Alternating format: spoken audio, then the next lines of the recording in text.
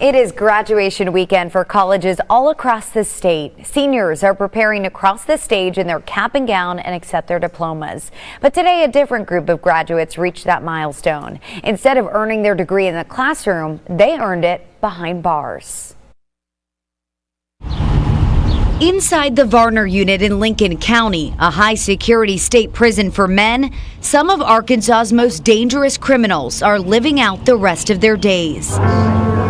Andre Dunn is one of them. I'm incarcerated for first-degree murder. I came to prison in November of 2006, and I'm currently serving a life sentence. But instead of just doing time for a crime he committed, Dunn, along with 17 other inmates, have committed themselves to an entirely different path in life. On Friday, the Arkansas Department of Corrections Prison Seminary program graduated its very first class, 18 inmates earning a Bachelor of Arts degree in Christian Studies. It gives me a sense of accomplishment. It makes me feel good. It's a moment Sherman Noble, who's been in jail since he was a teen, never thought was possible. In high school, I didn't get an opportunity to walk across the stage and receive a diploma because I was involved in the streets. So I never walked across the stage. This was one of the best feelings I ever felt. Over the course of 4 years, the inmates studied the Old and New Testaments, receiving training in biblical counseling.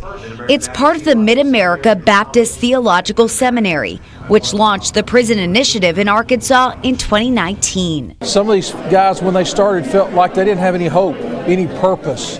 And now, 4 years to now, they're walking out with a sense of accomplishment, purpose, that, hey, I can make a difference and I can do something that will be good. With degree in hand, the inmates can now apply to the Division of Corrections Field Ministry Program, allowing them to minister to other inmates across the state. Jesus can change anybody and use anybody, and so these men, even though they made a terrible mistake, can be used in the Arkansas Department of Correction to encourage other men, to change other men. For Dunn and Noble, life outside these walls may not be within reach, but a life dedicated to God and serving others now is. I feel like this is a new beginning.